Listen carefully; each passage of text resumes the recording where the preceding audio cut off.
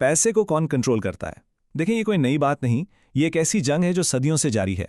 लेकिन आज के डिजिटल दौर में मैदान में कुछ नए खिलाड़ी आ गए हैं और अब दांव पर सिर्फ हमारी जेबें नहीं बल्कि पूरी आलमी मईशत लगी हुई है। और यही वो बुनियादी सवाल है जो आज इस पूरी बहस के मरकज में है। आखिर पैसे का कंट्रोल होना किसके पास चाहिए? हुकूमत के पास, प्राइवेट कंपनियों के पास, या फिर सिर्फ कोर्ट के पास? तो आज की इस डिजिटल जंग को समझने के लिए चले जरा माजी में चलते हैं, एक ऐसे वक्त में जब पैसा एक बहुत ही बेलगाम और निजी किस्म का मामला हुआ करता था। इस सारी बहस में एक बहुत ही अहम चीज़ है, मॉनेटरी खुदमुख्तियारी। आसान लफ्ज़ों में समझें तो ये किसी भी हुकूमत की वो ताकत है जिससे वो अपनी मईशत का पहिया चलाती है। मतलब कितने नोट छापने हैं, सूद की शरह क्या होगी, ये सब कुछ।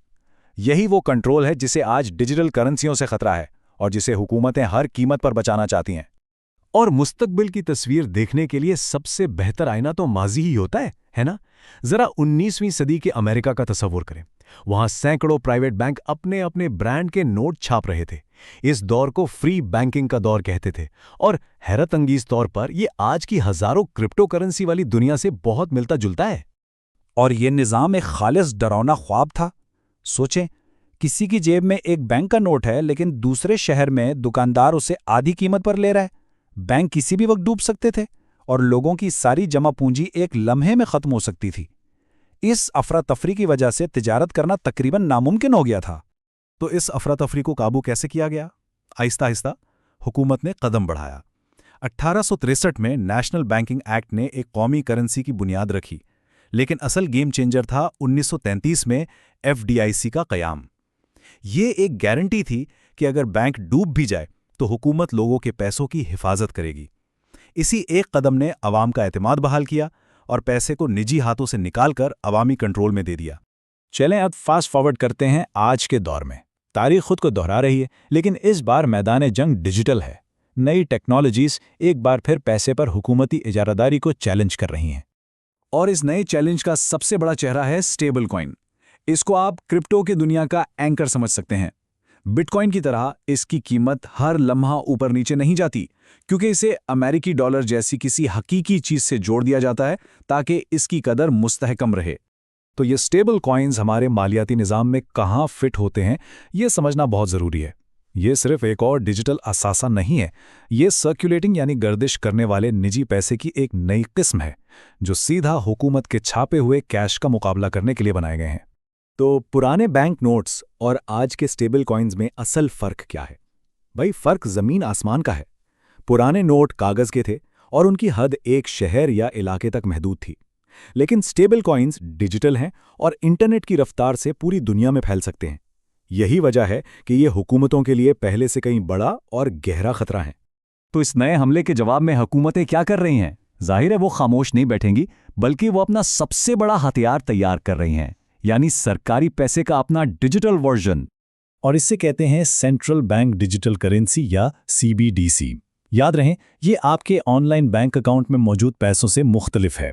ये बराह रास्त स्टेट बैंक की तरफ से जारी करदा डिजिटल कैश होगा जिसकी गारंटी खुद हुकूमत देगी। तो हुकूमतें ऐसा क्यों करना चाहेंगी? इसके पीछे बहुत बड़े वादे हैं। जरा तसव्वुर करें, सेकंडों में पैसों की मुंतकली, उन करोड़ों लोगों तक बैंकिंग पहुंचाना जिनके पास कोई अकाउंट नहीं, और मईशत को बेहतर तरीके से संभालने के नए टूल्स। ये वो ताकतवर वजूहात हैं जो दुनिया भर की हुकूमतों को CBDCs की तरफ खींच रही हैं। लेकिन हर चमकती चीज सोना नहीं होती, इसके खतरात भी उतने ही बड़े हैं। ये रिवायती बैंकों को बेकार बना सकती है और किसी बहरान में लोग सेकंडों में बैंक खाली कर सकते हैं। और सबसे बड़ा सवाल, क्या इससे हुकूमत को हमारी हर एक ट्रांजैक्शन पर नजर रखने की ताकत मिल जाएगी? प्राइवेसी का यह खदशा बहुत हकीकी है। अब इस जंग को एक कदम और आगे ले जाते हैं आलमी सतह पर। जब पैसा सरहदों की कैद से आज़ाद हो जाता है तो खतरात भी कई गुना बढ़ जाते हैं।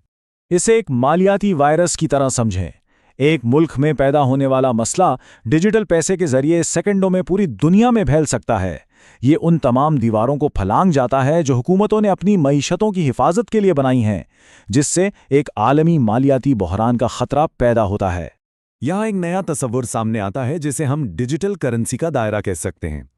ये वो नेटवर्क है जहाँ कोई एक डिजिटल करेंसी चलती है مسئلہ یہ ہے کہ فیس بک جیسی کمپنیاں چاہیں گی کہ ان کا سکہ پوری دنیا میں چلے، چاہے اس سے مختلف ممالک کی معیشتیں غیر مستحکم ہی کیوں نہ ہو جائیں۔ ان کا مقصد منافع ہے، معاشی استحکام نہیں۔